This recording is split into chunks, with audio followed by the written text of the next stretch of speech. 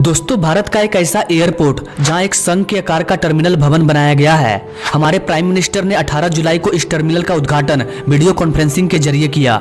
ये टर्मिनल भवन किस एयरपोर्ट पर बनाया गया है, इसका आकार संघ के जैसा क्यों है, इसे बनाने में कुल कितने पैसे खर्च हुए, इस टर्मिनल को क्यों बनाया गया है। स्वागत है आपका भेष मोटिवेशन के एक और वीडियो में। मैं हूं विकास और आप देख रहे हैं इंडियन फैक्ट 1। दरअसल ये नया टर्मिनल भवन वीर सावरकर अंतर्राष्ट्रीय हवाई अड्डे पर बनाया गया है, जो अंडमान निकोबार पोर्ट ब्लेयर में स्थित है। ये मुख्य हवाई अड्डा है जो अंडमान निकोबार द्वीप को पूरे देश के साथ जोड़ता है। वीर सावरकर एयरपोर्ट एक सिविल इनक्लेव के रूप में संचालित होता है और नौसेना के INS उत्कृष्ट के साथ हवाई सुविधाएं साझा करता है। इस एयरपोर्ट को एयरपोर्ट अथॉरिटी ऑफ इंडिया के द्वारा मैनेज किया जाता है। ये एयरपोर्ट दिल्ली, मुंबई, चेन्नई, कोलकाता और बेंगलोर से अच्छी तरह से कनेक्ट है। दिल्ली और मुंबई में उड़ान भरने पर अंडमान पहुंचने में 3.5 घंटे का समय लगता है। वहीं चेन्नई और कोलकाता से अंडमान जाने पर सिर्फ 2 घंटे का समय लगता है। इसके अलावा विशाखापत्तनम, कोचीन जैसे कई दक्षिण भारतीय वीर सावरकर अंतर्राष्ट्रीय हवाई अड्डे से जुड़े हुए हैं। हालांकि ये एयरपोर्ट दूसरे देशों के इंटरनेशनल एयरपोर्ट से कनेक्ट नहीं है, जिसके कारण लोग यहां से सीधे विदेश नहीं जा सकते हैं।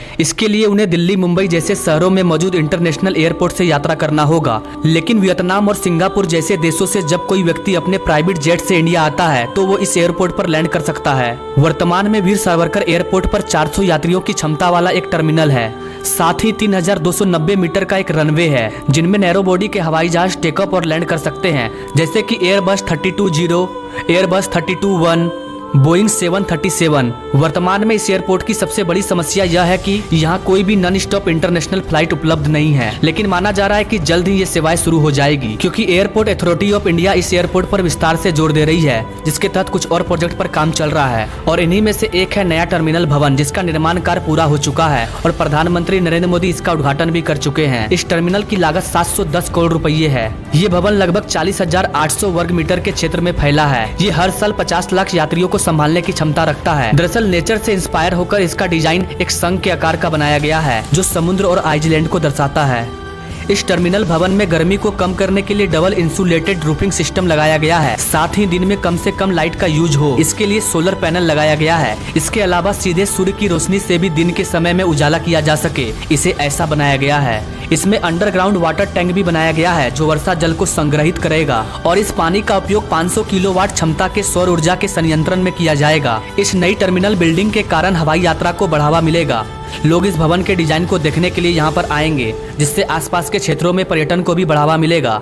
आसपास के स्थानीय समुदायों में रोजगार के अवसर भी बढ़ेंगे। इस टर्मिनल के पास 80 करोड़ रुपए की लागत से 2 बोइंग 767 और 2 एयरबस 331 के लिए एप्रोन का निर्माण किया गया है। अब इस एयरपोर्ट पर एक साथ 10 हवाई जहाज की पार्किंग हो सकेगी। इसे बनाने का मुख्य उद्देश्य इंफ्रास्ट्रक्चर के जरिए देश की कनेक्टिविटी को बढ़ावा देना है। वीर सावरकर एयरपोर्ट एक संयुक्त रक्षा और नागरिक हवाई अड्डा है। यहाँ यात्री के आवागमन की देखरेख हवाई अड्डा के मैनेजमेंट टीम के द्वारा किया जाता है, लेकिन एयर ट्रैफिक कंट्रोल टावर भारतीय नौसेना के नियंत्रण में है और इसीलिए इस हवाई अड्डे पर फोटोग्राफी की अनुमति नहीं है, क्योंकि ये एक रक्षा हवाई अड्डा है। जब प्रधानमंत्री नरेंद्र मोदी ने वीडियो कॉन्फ्रेंसिंग के जरिए इस टर्मिनल भवन का उद्घाटन किया तो उन्होंने कहा कि अब तक मौजूदा टर्मिनल में 4000 लोगों को संभालने की क्षमता थी, लेकिन इस नए टर्मिनल ने इसे बढ़ाकर 11000 कर दी है। प्रधानमंत्री जी ने आगे कहा कि पिछले 9 सालों में वर्तमान सरकार ने पूरी संवेदनशीलता के साथ न केवल अतीत की सरकारों की गलतियों को सुधारा है, बल्कि एक नई व्यवस्था भी बनाई है। उन्होंने कहा कि लंबे समय तक कुछ पार्टियों की स्वार्थी राजनीति के कारण